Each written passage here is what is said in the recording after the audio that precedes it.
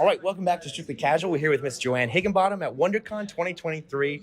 Thank you so much for meeting with us. You're very welcome. So I wanted to start off with Guardians of the Galaxy. Now, a big Marvel fan, of course, here. You worked on the Mission Breakout ride, correct? I For did. Disneyland. Yeah. So I wanted to ask, what was it like working on both the ride and the film, and what's the dynamic like, as well as what's your relationship with Marvel to make sure that they're kind of the same, the same over different mediums? Yeah. We definitely continue themes from the films to that. So I worked with Tyler Bates on those things. So he's the main composer on those. I did additional music on the films, and then we did the ride.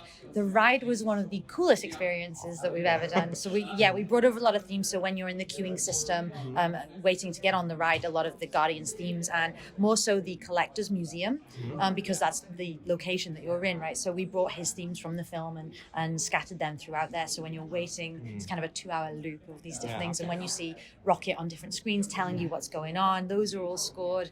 What was very, very cool working on the ride, though, was that you can't get music approved. This is the rule in with the what they call Imagineers, right? You can't get music approved until it's been ridden to. So we would work all day on a piece of music, and we would go to Disneyland for 1 a.m.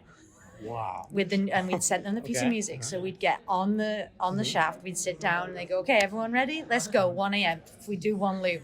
Okay, right. So we didn't hear Rocket's voice very well on level 3, and maybe we need some more drums on level 6. So we bring a mixer onto the stage. They move things around. Everyone good to go again? Let's go.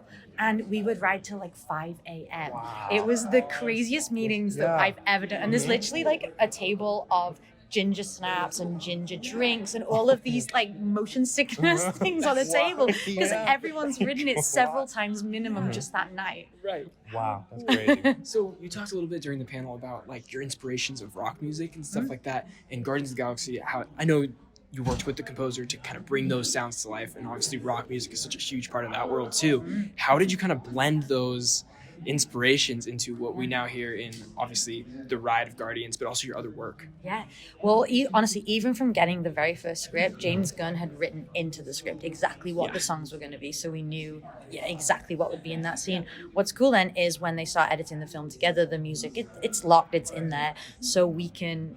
The most fun thing to do is like going into the music and back out of the music, because you can find the key of the score and manage to do that. There is a scene, I think it's been such a while since we did these films, Guardians 2, Yondu's arrow goes and kills everyone in the thing, and we did like an operatic version of one of the songs, and my gosh, I'm blanking which one it is, but that was one of the most fun things to do, and it's really cool. So we always knew the songs, and we would always kind of make score and song try and blend as well as possible together, and it's a really cool thing to do. That's cool. And you've talked about the importance of like a live orchestra or live band recording versus, I know now modern day with computers and samples. How important is it to you to preserve that live orchestral feeling or the live feeling of a band in your recordings? It's so important. We try and keep it as analog as we physically can. Obviously, so a lot of the demos we'll write when we're trying to get everything approved, make sure James likes it and all the executives like it. It's all fake usually at first. I played percussion, so a lot of the drums are real because I can play those straight in the room and get that done. But of course, all the strings and cellos, violins, like tubular bells, timpani, all the stuff that we don't actually have in the studio will be sampled and fake. Knowing that once the demo is approved, we can then go to the studio, and we recorded at Abbey Road both times for those films. So we went and had the full orchestra played there. But there is so much emotion whether you're playing like a full orchestra's playing like all strings and violins, or whether you're even on a guitar, a bass in your own room, there is so much emotion in a performance when you're doing it. Like you can hear that, and you're not. Like when it's fake, everything is exactly on the beat, on the grid, because there's the click track and stuff. And when people kind of like roll into a note or do things like that, it really does. So we try and like make sure that that's in as much and many of the film scores as possible, because the audience feel it, even if it's like completely subliminal. Right. Absolutely. And I want to say congratulations on John Wick 4 too. That coming out this weekend. Just recently saw that, and you saw it already? Yeah, I saw it. Great. I was able to see, and the music in just the action scenes carries so much weight, I feel like. Cool. So the way that's built, I mean, there's the finale scene, which is the 30-minute action sequence in the film. How was kind of blending musical score into that and still keeping it punchy, and the whole scene is nonstop? Yeah, there is so much music in that film. Now, the composers of that film are Tyler Bates and Joel J. Richards, and this would definitely be a more specific question for them.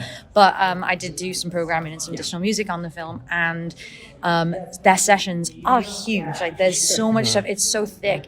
And that John Wick sound is kind of like the electronic kind of dubstep stuff, but then in John Wick and rock kind of hybrid, right? But in John Wick 3, the director really wanted to go a lot more kind of Western with it and wanted to have a big orchestra in it. So this is the first time that those guys have been able to include a huge orchestra. And we recorded that in Nashville. And I think there was like 60 strings that played on the score. That's so it awesome. sounds bigger than a lot of the other movies, like the film Great. is. Yes. Yeah, wow. We'll leave you with this last one, kind of a fun one. And it's probably hard to choose. If you can have an album or a soundtrack for your life, what would you choose?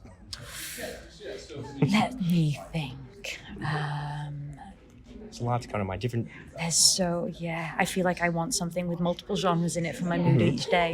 Right, yeah. I'd probably go with E.T. Oh, I think there's so much to learn from John Williams' E.T. Yes. I'm going to go between that and Home Alone. I like those scores. I just feel like I can listen to them. And again, because they're organic and they're naturally played, and his stuff is so technically advanced and beautiful, I could learn stuff from it consistently. I think I could just listen again and again and again. Yeah. That's great. Well, thank you so much. You're so welcome. Lovely to meet you guys. Yes, lovely to nice meet you. to Have a meet you great too. weekend. Yeah, you too. Thank you. Bye-bye. Thank you.